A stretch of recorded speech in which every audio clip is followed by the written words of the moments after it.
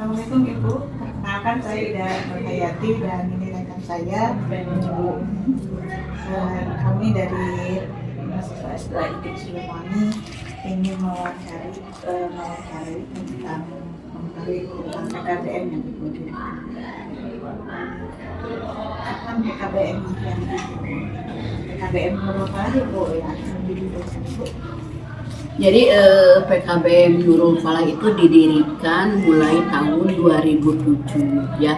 Mengapa saya mendirikan PKBM Nurul Falah? Yang pertama karena kepedulian saya terhadap masyarakat yang ada di wilayah Banasari terutama dan Kecamatan Cangkuang pada umumnya. Pada saat itu di 2007 itu banyak masyarakat yang pertama buta huruf ya, baik itu ibu-ibu dan bapak-bapak juga. Ditambah banyaknya usia wajar dikdas yang tidak sekolah. Mereka baik itu dari SD, SMP dan SMA. Jadi mereka itu berkeluyuran saja dan mencari pekerjaan juga. Kalau memang pendidikan tidak mumpuni, mereka juga tidak diterima. Akhirnya saya di saat itu mendirikan saja PKBM dengan waktu pembelajarannya juga saat itu ikut numpang di SD Cikuya 2 kalau tidak salah, seperti itu. Masih menumpang gitu. Lalu pada saat Ibu membuat PKBM, bagaimana respon masyarakat itu? Alhamdulillah, kebetulan kan Kecamatan Cangkuang itu merupakan pecahan dari Kecamatan Banyaran. Di saat 2007 itu mungkin sebelum-sebelumnya dari Kecamatan Banyaran kurang tercover ya, Desa Banasari, Pananjung. Oleh karena itu mereka itu jadi terisolasi ya, seperti itu. Setelah 2007 ada Dinas Pendidikan saat itu dan ada KCD, jadi saya mendirikan PKBM untuk pendidikan pemberantasan buta aksara dan pendidikan kesetaraan. Alhamdulillah banyak warga masyarakat juga terutama tokoh masyarakat dan pegawai desa yang ikut serta mengikuti pendidikan kesetaraan tersebut. Dan sampai sekarang berlanjut bagaimana kalau misalnya pada saat itu Ibu masuknya kan ke kesetaraan ya. Kalau sekarang kan kesetaraan itu hitungannya kalau untuk tahun-tahun sekarang kan sudah hampir mungkin tidak ada ya keaksaraan yang tidak ada. Kalau kesetaraan sekarang itu dengan kemarin ada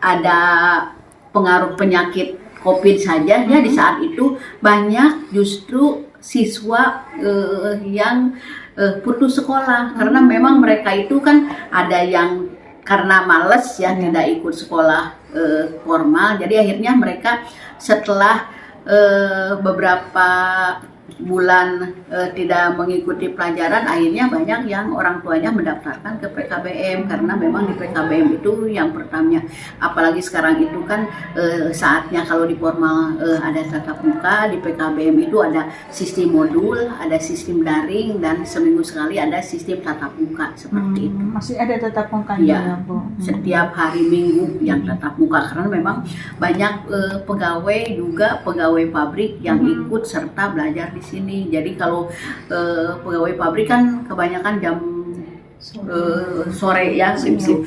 Kalau Sabtu kan mereka jam 1 baru bisa dan itu pun waktu istirahat. Jadi mereka akhirnya mengikuti yang minggu saja seperti itu. Tetapi kita terus menerus dikasih modul sama dikasih pembelajaran daring seperti itu. Kalau untuk pendiriannya Ibu PKBM apakah mereka sama pembiayaannya disamaratakan untuk yang bekerja atau yang putus sekolah? Jadi kita mengelompokkan berdasarkan kelompok umur karena memang pembiayaan dari baik itu APBD maupun APBN itu berdasarkan kelompok umur. Jadi kalau kelompok umurnya di bawah 21 tahun ke bawah itu dibebaskan tidak pakai biaya. Tetapi kalau di atas 22 karena mereka swadana ya, swadaya. Jadi mereka bayar tapi tidak memberatkan paling untuk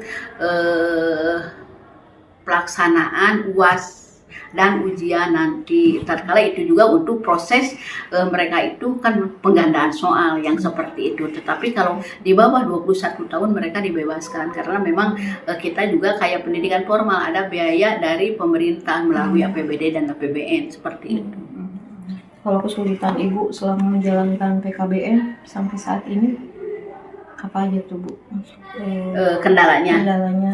Yang pertama tatkala gini, jadi mereka itu banyak yang seperti ini kan mereka memerlukan ijazah tetapi mereka tidak mau sekolah. Nah oleh kita itu diberikan semacam sosialisasi bahwa pendidikan itu bukan seperti itu karena kita itu proses tetap misalkan di SD dari paket A kelas 4 sampai dengan kelas 6 harus tuntas, paket B dari kelas 1 sampai dengan kelas 3 apalagi sekarang sistem fase itu harus tuntas, dan paket C juga dari kelas 1 sampai dengan kelas 3 atau kelas 10 sampai kelas 12 harus tuntas dilaksanakan 6 semester. Oleh karena itu mereka akhirnya mau mengikuti seperti itu. Kalau misalnya untuk selain peran tadi Ibu PKBM di masyarakat untuk membantu kesulitan mereka dalam mencari ijazah pendidikan. Kegiatan di PKBM sendiri itu apa lagi Bu? Waktu itu kita sudah melaksanakan kelompok belajar usaha ya, seperti harnir kue, membuat aneka kue kering, aneka masakan seperti itu. Tetapi di saat ini memang kalau swadaya kan mereka susah apalagi di saat sekarang ya musim kemarau ya Bu, boro-boro untuk pendidikan katanya untuk beli beras saja sudah mahal memang karena kita pun merekrut dari orang-orang yang menengah ke bawah lah seperti itu. Sedangkan PKBM juga untuk melakukan praktek kan tetap itu harus memerlukan biaya. Jadi saat ini di tahun ini setelah COVID saja kami belum melaksanakan swadaya kembali untuk pelatihan keterampilan seperti itu. Tetapi di tahun 2000 berapa saya juga lupa lagi apa 2019 ke sana di sini masih melaksanakan kegiatan keterampilan seperti itu, aneka kue kering, aneka kue basah seperti itu, dan catering seperti itu. Narasumbernya Ibu yang menyiapkan, mengundang dari sekitar atau dari SKB Sanggar Kegiatan Belajar. Terus kemudian kalau masak dan aneka kue kering, kadang-kadang kalau dari SKB mungkin beberapa pertemuannya sedikit, jadi oleh saya sendiri gitu ya, saya juga otodidak, jadi biar itu paling untuk prakteknya. Nah saat ini mungkin untuk praktek juga kita bukan kekurangan sih, tidak ada dananya, oleh karena itu belum melaksanakan lagi seperti itu. Kira-kira itu yang murid-murid yang di PKBM itu ada yang sudah di fase untuk menjadi pengusaha lah, bukan pengusaha ya namanya itu, berarti sudah meningkatkan ekonomi keluarga biasa dengan pendidikan ya begitu. Kira-kira sudah berapa, kalau yang Ibu ketahui berapa persen keterserapan apa yang diberikan oleh PKBM? Kira-kira 80%-an mungkin Bu Ida sudah, apalagi kalau mereka misalkan ikut kesetaraan pas mereka juga sudah bekerja di pabrik, jadi lebih mudah ya seperti itu. Jadi mereka itu langsung disetarakan ijazahnya itu. Ada juga tadi istrinya operator kan asalnya dia ikut paket C di sini, sekarang itu dia sudah disetarakan dengan ijazah paket C-nya, otomatis penghasilan juga kan bertambah seperti itu.